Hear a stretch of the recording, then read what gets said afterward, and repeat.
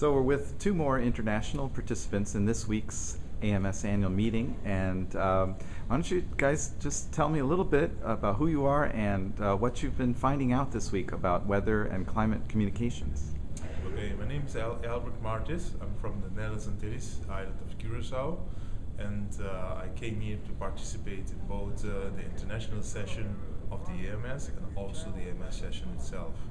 This is one of the many years that we're coming here, and usually it's very important and very nice to be in the first international session where we discuss several themes regarding meteorological services and also international cooperation. This year it was about communication. How do you have better communicate our weather products to the general public?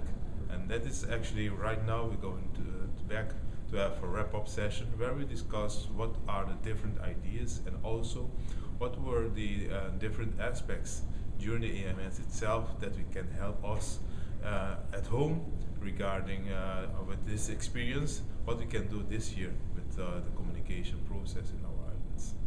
And Kenneth, you're from Canada? Yeah, I'm from Environment Canada and working on international files, so that's my presence here at the international session. And I think Albert did a splendid summary of what the week was all about and the wrap-up session today. I don't really have a lot to add. I've had the opportunity, though, to meet many people from around the world, and many U.S. colleagues in particular.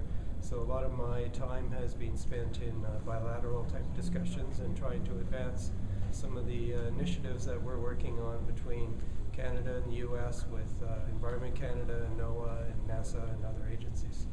Would you say that obviously Canada and the U.S. have a lot of common interests and issues? Would you say you also get a lot of discussion going with people from other countries further away that are equally important to what you're trying to achieve?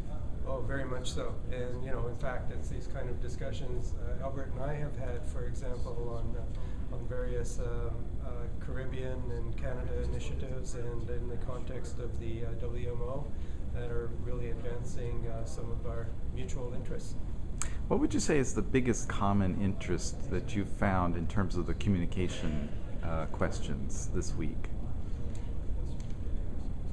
One thing I think what I can say is actually we face the same challenges wherever you are around the world. When you issue watches and warning, the question will be, shall the people who listen, who get those watches and warnings, shall they actually accept them and also take some measures regarding those messages?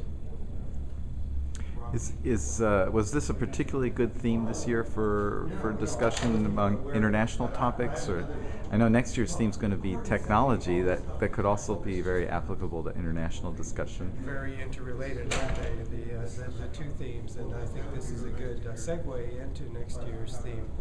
So this has been very worthwhile. It's been very thought-provoking, and for someone like me who doesn't have an opportunity to think about these communication issues on a day-to-day basis, it's provided that chance to hear some views from other countries and the challenges, and also think, what can we do better back in our own organization.